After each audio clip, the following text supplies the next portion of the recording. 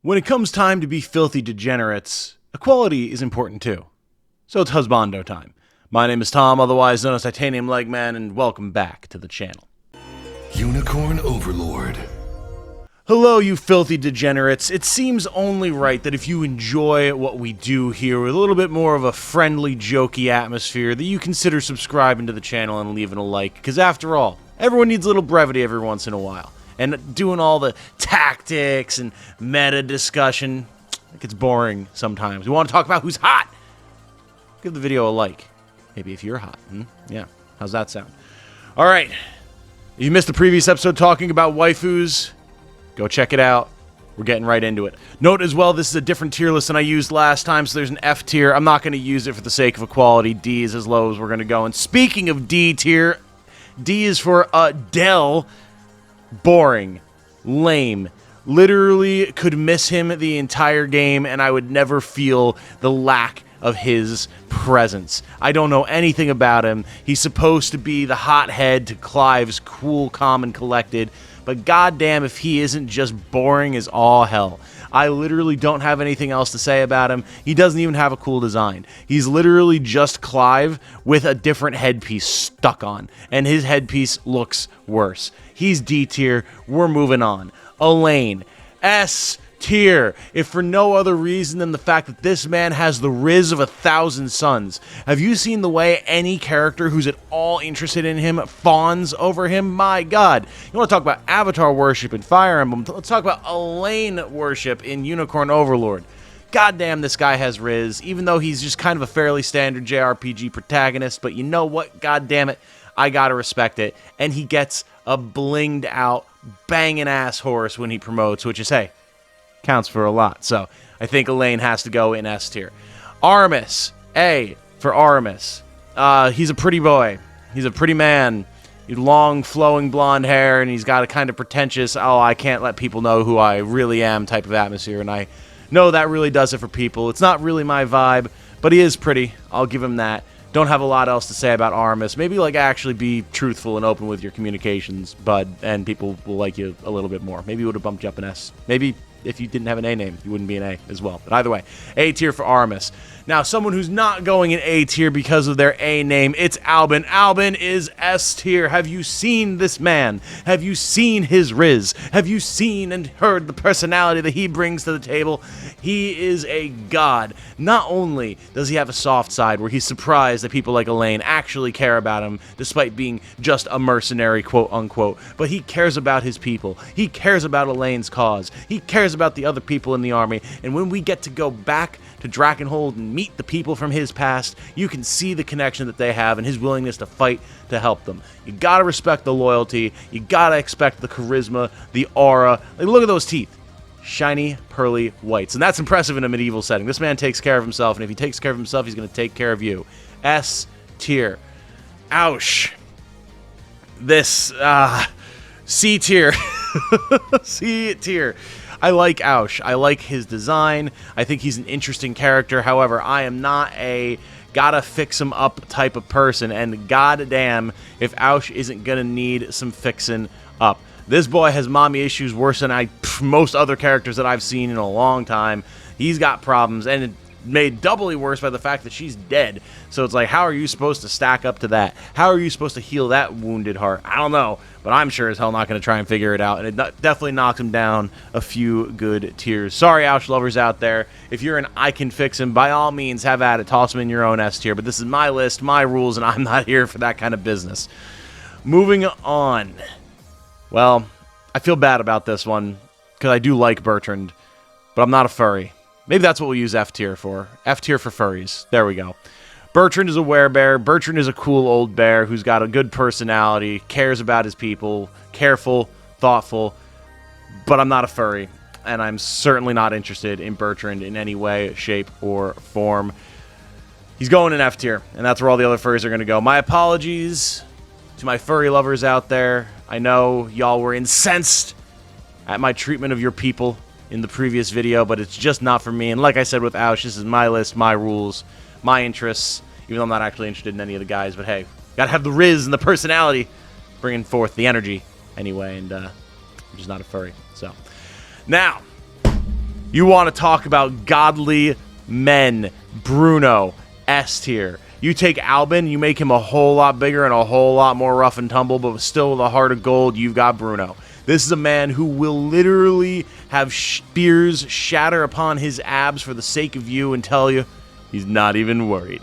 This is a man who can annihilate armies at a simple request and can also probably cook you a nice simple meal of like 5 different types of meats in the process. Like, this is a guy who you would be more than happy to have as a friend or as a companion through your entire life, and I see no reason to doubt that. He's in S tier. If I had a triple S tier, that would be where he is. That would be the Bruno tier, but as it is, he definitely resides in S tier. Bryce, B tier for Bryce, middle of the road, not just because his name starts with a B, but because he's a cool dude. He's a cool guy. I do like his personality. I like his story. I like the fact that he actually does, again, care about the people under his command, and you gotta respect a sort of Robin Hood style, rags to not quite riches, but a bit more success type of story. Gotta give the man some props and some respect for that, but don't really know much more about him beyond that. So B tier for Bryce, works for me. Clive, I actually really like Clive. Clive is going in A tier. Clive is an interesting character. He gets a lot of characterization. He's got a good, simple, but fun, classic Cavalier-style design. He's definitely more interesting than Adele, partially because he actually gets interaction with a bunch of different characters. And we know the boy has something going on, because he's had a few different ladies who've had some connections with him, who've maybe had a little bit of a sordid past, and that's interesting. That's intriguing. You can imagine he's probably got some good stories he could tell, and the man fought real hard to get that resistance off the ground while Elaine was living his cushy existence on idyllic island, being raised by one of the greatest warriors in the land. Meanwhile, Clive's out here fighting every day for his next breath, so gotta respect that. Clive is awesome. He's going in A tier. Colm, C tier for Colm. I gotta stop doing this. I'm not actually putting any of these characters, except for Armus, because it was funny. I'm not actually putting any of these characters in the tiers that they are in based solely on the first letter of their name. It's just how I feel about them, and it's a funny coincidence.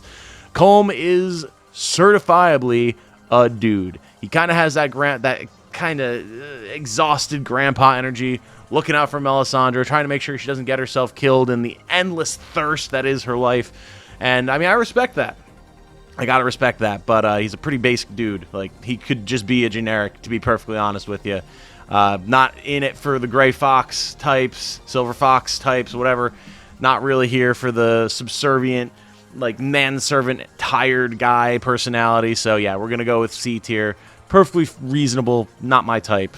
See you later, Colm. Photoquia, which is a name that I still know I am not pronouncing correctly. This is an S tier, man. I love angels. Angels are sick. They have super cool designs. Extremely tragic backstory for this man, but still fights on in the name of what he nominally believes in, even if he's extremely unhappy about it. He's awesome. He's one of my favorite classes in the game. And I mean, just look at him. Like, this is a man who's seen some shit. He's nowhere near as bright and happy as the other angels that we've seen thus far, and I'm pretty sure, if possible, he would be listening to, like, some Tool and some A Perfect Circle out on the battlefield, potentially even, like, The Cure. Who knows? I can see it, but let me know what your thoughts are. I love Photoquia's design, though. I think he's got a really cool design, really cool personality, and that, for me, puts him in S tier. Gamel, crackhead out of D tier. Listen, man, I like Gamel's personality. I like his story arc. He's actually a very interesting character, but at the end of the day, he does look like you turned a frog into a human being and then got him hooked on, like, methamphetamines. I'm not interested whatsoever. He is a weird dude. He's got, like, some sort of jaundice going on. His eyes are bugging out of his skull. Like, this man needs a hygiene routine, a spa day, and a detox stat. And let me tell you right now, much like with Aush in the needs a lot of care category, not my scene. Not particularly interested in putting that level of effort forward. So D tier for Gamel. Gilbert, solid B tier. Gilbert, interesting enough character. He's the sidekick prince, Similar storyline to Elaine, trying to free his people. He's got a cool class design where he's much more of like a support buff unit in the back line. That's cool. I like him. He had way less story than I expected him to, though, and he's definitely ripping off the drip from my boy Ramza, so I can't put him much higher than B tier. Perfectly serviceable. That's about all I have to say. We're moving on. Gloucester, A tier. I do love a Dark Knight. I do love a soldier who's so dedicated to the cause of his people. He will not fold at any sort of provocation, even if he was mind controlled. But, you know, I mean, that's like a lot of the characters in the story. So, but I like the design. I like the character. I like the class for sure. He just doesn't quite bump up to S tier for me because I'm honestly not a huge fan of his voice. Puts me off a little bit. Doesn't quite suit the guy that we see here. But overall, still a great character. A tier. Govel. Furry out of F tier. Again, I'm not interested in any of the furries. I will never be interested in any of the furries, even though this is not a tier list of characters that I'm particularly interested in to begin with in that way. Wink, wink, nudge, nudge. I can't do it, man. I can't do it. No disrespect to anyone who likes him, just not my scene. And frankly, honestly, if we're being really honest here, I got to move Bertrand up because I at least like Bertrand's personality. Govel was just annoying. Didn't like Govel's personality. I like the generic werewolf design more than I like Govel's design. Just not a character that I'm particularly interested in. So he will actually sit, for now, alone in F tier. And it's just going to be how it is. Sorry, Govel. Sorry, werewolf fans. It's a rough day out here for you. Hodrick, my man Hodrick. Let's go. Look at this unit of a guy. He's A tier. Absolutely. He's like wider than he is tall. He's dedicated as hell. He's got a sick facial scar. He is 100% loyal to the cause. That is a man that you are more than happy to have by your side. Simple, no-nonsense military, but caring nonetheless. Has trained a lot of our heroes and is still out there fighting alongside him. You gotta love it. Really all there is to say about it. He is A tier. Athelion. This is a tough one. I do like Athelian's character, and I do like his design, but I don't think he's S tier. He just doesn't have the right draw, the right magnetism for me that our other S tiers have, but he's still a really cool character, really good design, and again, has a similar sort of energy in terms of his personality as Gloucester and Hodrick. Refuses to break, refuses to go and abandon his post, to abandon his people. He's going to fight to the last with everything that he's got, and I got to respect that in a man. And he is an elven fencer, and elven fencers are really, really cool. So, pretty awesome dude. Jeremy, C tier. Just a generic mercenary, basically. Doesn't have any sort of major personality going on other than that. Cool voice, bumps him up out of D tier, but he's not the coolest sellsword by a country mile. He just kind of is. He just kind of exists. And you know what? That's okay. There's got to be characters that just exist. It is what it is. Jerome, I had to look this guy's name up. I literally do not care about him whatsoever. He's easily a D tier character, kind of like the evolved form of Adele. He got older, dyed his hair black, and continued to be as irrelevant to my interests and the service of the story as Adele himself. Maybe he's got some cool lines. Maybe he's got some cool rapport conversations. I don't know. Maybe he should have brought his cute generic soldier with him when he joined up, and he would have gotten bumped up a point just for that, but he didn't. He had her along, but didn't let her join the army, which is weird, and I don't appreciate it. And also, why is he another great knight? We don't need another great knight. Get out of here. We don't need you, Jerome. Be gone. Now you want to talk about a man. A cavalry man who knows exactly what he's doing and is more than happy to serve in whatever role that you want him to serve in, whether that be taking charge or letting you take charge and being a bit more of a supporting role. That's Joseph. He's S tier. That is a man right there who knows exactly what it takes to be the force that the world needs to elicit change. Raised our young Prince of Elaine, had the wherewithal to leave Queen Elenia behind, who I still think he had a little bit of a thing for, if we look back at that initial prologue scene, but, you know, that's just me, maybe. Fights like an absolute demon. Once he can't fight anymore and the others have outclassed him, he takes a good support role, covering allies, healing them up. I love what Joseph does. I think he's a super cool character. He's got a great design, great class, great storyline, S-tier character. Lex, my boy Lex. Lex has got to be S tier. I love the plucky, kind of annoying, but extremely devoted sidekick who grows into a competent, not quite leader, but a squad leader type personality as the story goes on. He's not afraid to take the fight. He's got a cool design. He's 100% dedicated to Elaine's cause and his friends. And he's got a bunch of awesome scenes where he butts in on completely unrelated rapport conversations with other characters to insert a little bit of humor and levity where it's needed, which I appreciate in a character. I love Lex. Part of the reason that I like to use him so much is because I like his design and his character, and that means to me that he is S tier. Linalagos, kind of in the completely irrelevant to me tier. I like that he's the first elven character that you meet who isn't one of the twins, and then that's about it. He falls off pretty hard. Elven Archer is one of my least favorite classes, just from a design standpoint and visual standpoint. I know it's incredibly strong, don't get me wrong. I'm well aware of that. Not super interested in Elven Archers, though, unless you're Ridiel, because she's got an awesome design. Linalagos, I could easily mistake him for a generic. He's got no riz, negative aura. He's just kind of an elf with a bow. Like, Legolas has existed for decades, buddy. You're behind the times. You got to have a little bit something to spice it up. So, we're moving on. Now, Magellan. Guts out of A tier. I love this guy. I think he's super cool. He's got a close connection to Albin. They're childhood friends. Everyone's terrified of him. You can make him look like Guts using an idealist hand mirror, especially once he's promoted. He's got that kick-ass wild wolf energy while still giving a shit about the people that he's supposed to take care of. That is a good character. Kind of puts him in the same area as like Gloucester and Hodrick and like those types of guys, but with a bit more aggro and a bit less defense, which is good. Got to switch it up sometimes. Magellan's a cool character. I like him a lot. Now, Mandarin. Mandarin is an interesting one. I actually really like Mandarin's design. I don't think I can put him in S tier, but he's definitely going in A tier. Mandarin as that guy who just goes along with his buddy's harebrained schemes and BS just to help him out and be a bro. You got to respect that. Like, Gamel's sister is sick, so they're going to become bandits, and Mandarin is going to go raid a church and say God's servants in their own home. Like, the brass balls on this man. He looks sick. He's got a way cooler design than Rolf. Sorry, Rolf catching strays. We're going to talk about you in a second. He just has a lot of fun energy, and he sticks by through to the very end. Gamel's got his nonsense going on down in Elheim after you deal with them up in Cornea, and Mandarin's just along for the ride, happy to help out, and is stated to have a good heart.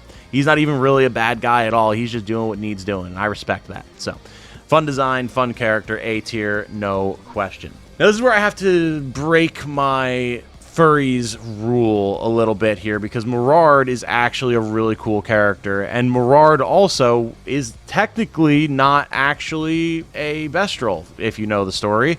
So I think Morard is going to go in B tier because I do like his design as the only werelion in the game that we see.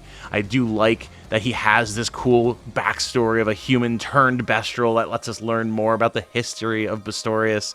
He's just a fun character overall, and he's a gladiator / berserker, which is one of my favorite classes in the game, so he gets points for that. Morard is going to go in B tier. He's the only furry that you're going to see above the bottom tiers, specifically because I think he's just such a cool character. Morden.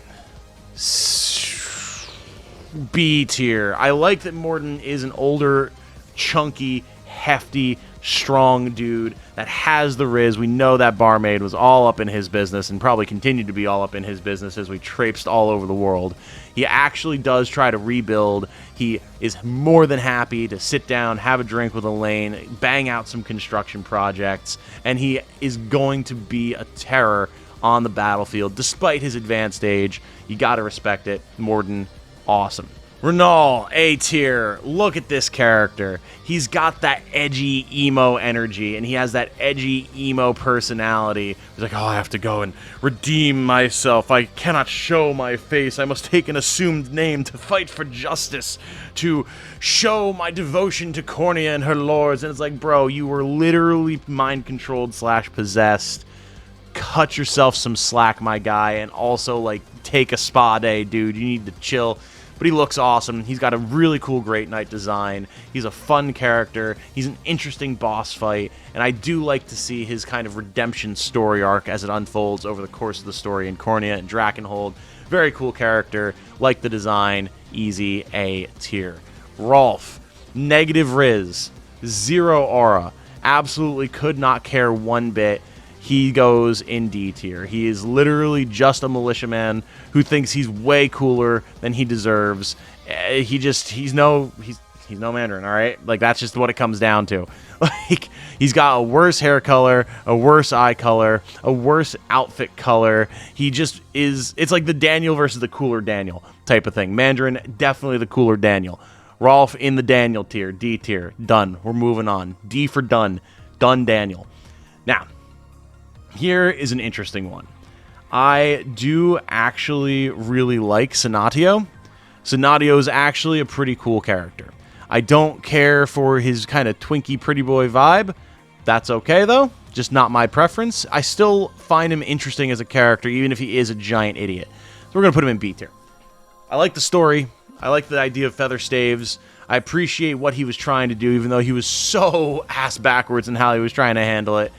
But it still made for an interesting story and an interesting character. It's about as deep as it goes, honestly. Don't have much else to say about Sonatio. It just feels right to put him in B tier. And finally, we have Travis. Travis, solid A tier. I like the thief design. I like the purple color scheme with the white hair, the sort of like violet lavender eyes. Very cool color combination. He very much reminds me of characters like Matthew from Fire Emblem, which I think makes me kind of bump him up a tier or two because I'm very fond of those characters. The cool, calm, and collected. I'm definitely not a spy who's definitely a spy who talks about very casual things while also like slitting someone's throat. That's Travis, and I do like that. I enjoy that about Travis, and I think he is a fun character, especially with his connection to Bruno and Barangari and where their stories go. He's compelling in a lot of ways, more than a lot of the cast gets to be. So I think Travis is going to be solidly in A tier. And that, my friends, is the definitive Husbando tier list. Thank you all so much for being here. It has been a pleasure sharing these definitively correct opinions with you all. I hope that you enjoyed watching. My name has been Tom, otherwise known as Titanium Legman. Go be degenerates elsewhere. We're done here. Have a good night. Stay safe and healthy out there. And remember, be degenerate together, y'all. Bye now.